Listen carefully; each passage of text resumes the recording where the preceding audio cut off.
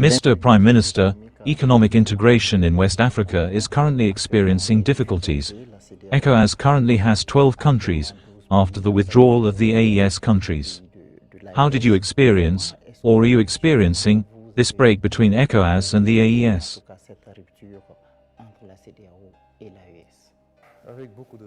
With great regret, it must be said without being Pan-Africanist and hoping that the fragile groups that we had struggled to bring together would break up.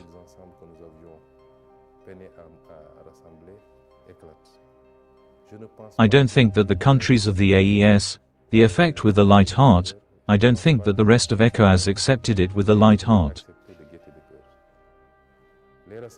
The gatherings are first and foremost gatherings of peoples, before being gatherings of leaders, and the people will continue to be the peoples of ECOWAS, whatever they are. Just because 3 countries have left ECOWAS doesn't mean we're in a total, opaque rupture and that there are no more trade relations, economic relations, or even social relations. Because on both sides of the borders, it's often the same populations with the same ethnicities who live there. And our region is condemned to live together. We are bound by history, by geography. We have no choice. There are political situations that present themselves to us. Mistakes have been made. We must say things as they are. I did not comment on the decision. During his last statement on the issue, President Diomaye called for respecting the decision of the AES countries. It's a manner of speaking. Whether we like it or not, we must respect certain sovereign states that make other decisions. Mistakes were made at the outset, I think mainly mistakes by ECOWAS in the management of a certain number of situations.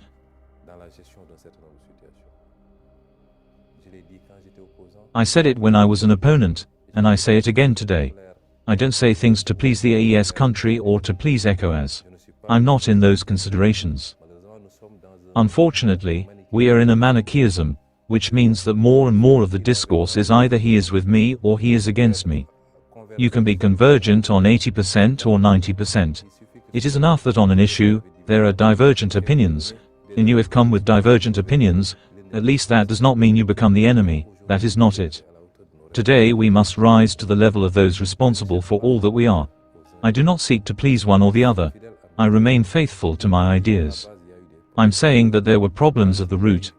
When Mali took power, I was the first to send a message of absolute support.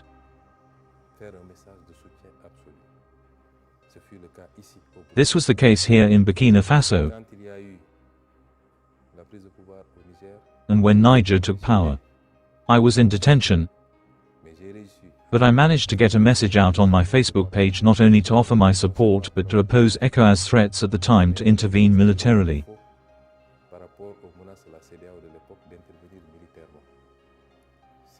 These are things we cannot understand.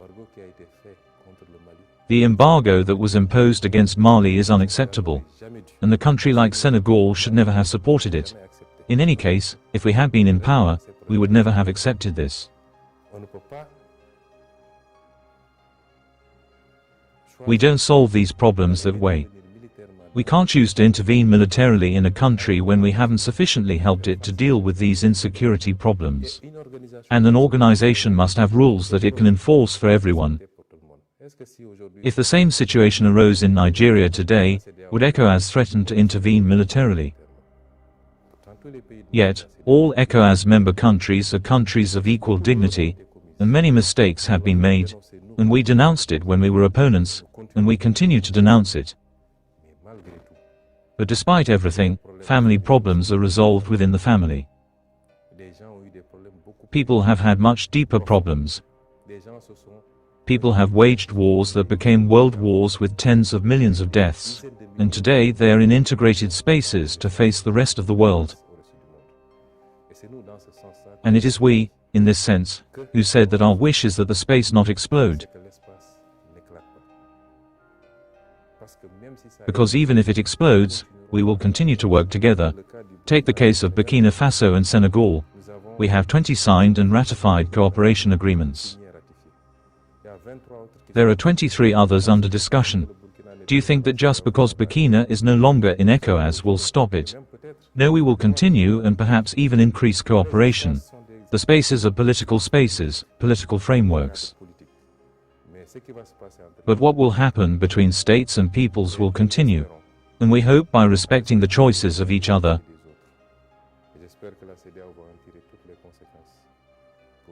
And I hope that ECOWAS will draw all the consequences so that in my head, I basically said everything all the time. We cannot ignore the real causes of a disease to want to look at the symptoms. If there is a coup d'état, what led to the coup d'état and why when people do constitutional tampering, ECOWAS does not speak out. When people bully opponents, ECOWAS does not speak out. Until certain situations arise, is when we issue communiques, we embargo at the ministry, we threaten to intervene militarily. It is these errors that led us to this, and I hope that ECOWAS will learn all the lessons, and above all will have the openness it needs to treat all states equally.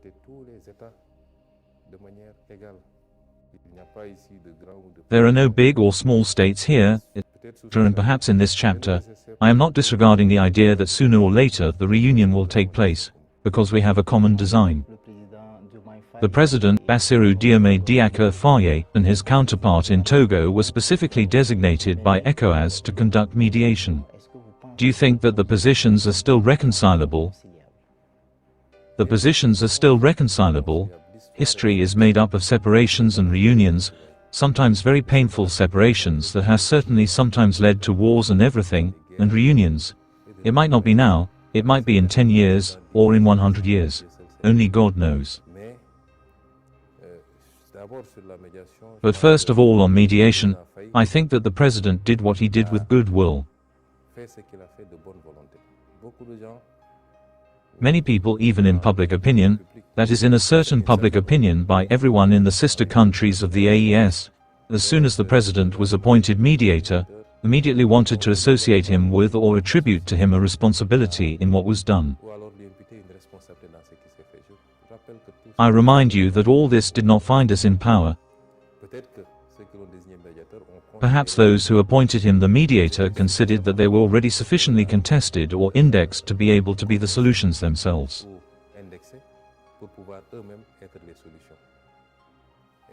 And that is why they considered that Senegal, which had just come to power with a certain visibility, could perhaps succeed where they succeeded. But this is absolutely not a positioning of Senegal against X, or for Y. Senegal is not in these games. And he did it with all the goodwill in the world. With all due respect to everyone, because that is also the diplomatic identity of Senegal. But since he said that we must respect the will, and the choices of the AES countries, we must all draw conclusions that perhaps he considers that he did what he could. Certainly, he is going well. He has already reported to his peers at ECOWAS, but that is not the end of the story. As I said, bilateral relations will continue, and certainly, time will tell us what will be done. But even if it is maintained, I say that it is at limit. The exit is not the most important. I will give you an example. If the AES countries leave ECOWAS, theoretically, what is missing? They are no longer in the common market, and they no longer share a certain number of common things in terms of ease of movement, in terms of travel documents and so on and so forth.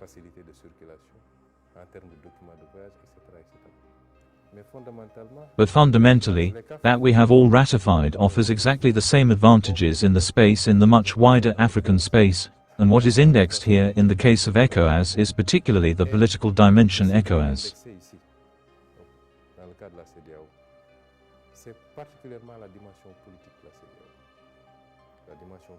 The political dimension. Before we arrived at ECOWAS, the first formulation did not have these political aspects, where each country could be interested in what was happening politically in another country and intervene there. It was the market aspect, the economic aspect which was privileged. What is contested today by the AES countries is that we were able at a given moment to set in motion the political dimension of ECOWAS, to the point of wanting to impose sanctions against these countries. I think that the natural evolution of things will enlighten us, but I don't see any significant impact possible in this separation in terms of cooperation between countries and in the region as a whole.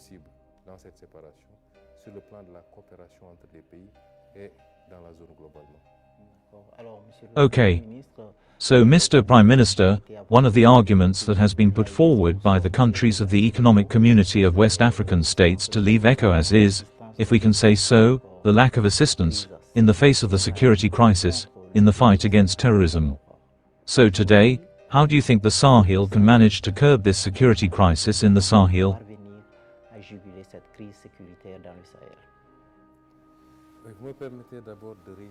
Allow me first to reiterate my full solidarity with our friends and brothers in the Sahel. This is not a crisis in the Sahel, it is a crisis in Africa in general and in West Africa. None of us will emerge unscathed from this affair, and we are all under threat in one way or another. Those who commit these acts have no friends. And the proof, I believe, is that they may have been comfortable in certain countries a few years ago. Today, they are attacking these same countries. We must not hide behind our little fingers, thinking that as long as I am more or less safe, I escape this threat. I offer all my solidarity to all the countries of the Sahel and all the countries struck by this terrorism. I believe that Nigeria has been experiencing it for quite some time with an internal movement. Many other countries and even increasingly countries like Benin, Togo and so on. Senegal is also threatened by this phenomenon. Perhaps for the moment it is more difficult, but I know that in the strategy of these groups, no country should think of being spared. I also congratulate and pay tribute to the Burkina Faso people for their resilience, because it is not easy to face an asymmetric threat. The difficulty is not known when facing a conventional army to be able to wage a conventional war that our classified armies knew. We are facing an extremely difficult asymmetric threat which requires us to constantly reinvent ourselves, by favoring other methods of anticipation. Also offer our condolences for all the human lives lost. It's painful. Civilian and military alike, it's painful. That said, I believe there were initiatives. They were too slow. The reactivity that there was in relation to political crises is not the same as for dealing with this scourge. That must be recognized. I believe that there was the standby intervention force that ECOWAS set up with a certain number of elements, also equipment allocations, budgetary contributions to be able to deal with it, and I believe that this standby force is still on standby and wants to intervene. Was it slow? I believe so, yes, because when there is a political problem in a country, ECOWAS reacts quickly. Except that in the case of my country, Senegal, we didn't hear ECOWAS. When we ourselves were martyred and I was in prison, we experienced a lot of things, we did not hear ECOWAS. I believe that when there are perhaps coups d'état that it reacts quickly. That said, for me it is never too late, even in the current configuration that there is the AES alongside the rest of ECOWAS. ECOWAS countries are hit today by terrorism. Terrorism does not know borders, it does not know countries, it does not know the AES entity or ECOWAS entity. It strikes wherever it can strike. So this is an area of cooperation between the AES and the rest of ECOWAS that must continue to be implemented, but it is necessary that the parties meet and continue to talk to each other. It's not the end of the world that 3 countries have decided to organize themselves into a confederation, but they are countries bordering ECOWAS countries. Discussions must resume, and we must come together to address security issues. I say that Africa has 2 problems that manifest themselves differently depending on the country. It's the security problem and the economic problem. In the case of Burkina Faso, the difficulty is that we must combine the imperative of economic recovery, and I welcome everything that is being done in terms of the agricultural revolution, etc.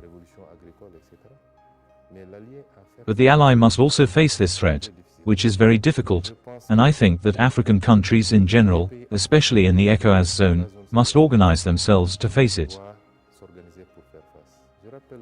I remind you that people forget that the oldest military dispute in Africa itself is in our country, in Casamance, which is my homeland.